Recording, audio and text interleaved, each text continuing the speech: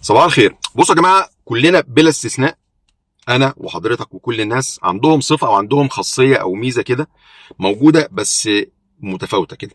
تمام.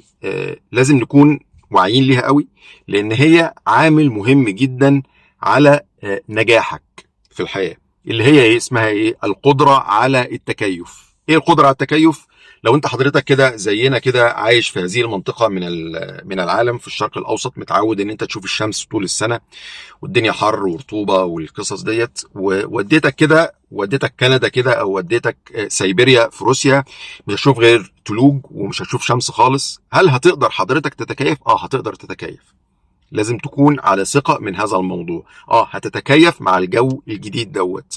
ممكن ما تكونش مبسوط، دي قصة تانية خالص. ممكن تكونش سعيد ان انت موجود في المكان ده، بس هتقدر تتكيف، هتقدر تعيش. عايز اقول لكم على قصة. انا بالنسبة لي يعني لما خلصت الجامعة، انا دخلت الجيش، يعني كان عندي خدمة جيش يعني. فانا طول حياتي لحد ما خلصت الجامعة، فانا متعود على نمط معين، بنام على سريري، باكل اكل معين. ده النمط بتاعي. فما دخلت الجيش الدنيا اختلفت عندي 180 درجة. تمام. كل الرفاهيات وكل الفاسيلتيز وكل الامكانيات اللي كانت عندي تحولت. الاكل اللي انا كنت باكله تغير تماما، بقى اكل مختلف تماما. اوكي. طريقه نومي، انا كنت بنام على الارض. انا كنت ساعات في بعض الاحيان من ضمن جيشي ان انا عندي خدمات ليليه، ان انا بحرس بعض الاماكن. تمام. فانا بحرس المكان، وبعد ما بخلص خدمتي بتني في نفس المكان، يعني بنام، بسلم زميلي وبنام في نفس المكان. فكنت بنام على الارض.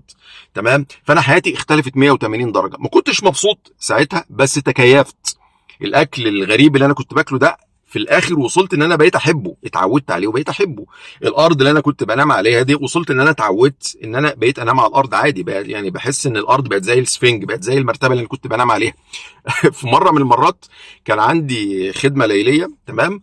وزمايلي نايمين جنبي في الخدمه، في المكان الخدمه، وانا جعت جدا. تمام. وانا مفيش حواليا اي حاجه خالص يعني. تمام. كانت الساعه 1 بالليل، 2 بالليل، الله اعلم انا كنت الساعه كام يعني. فالمهم كنت جعان جدا، مش قادر، مش مستحمل. قعدت الف في المكان اللي انا كنت حارس عليه او الخدمه بتاعتي عليه.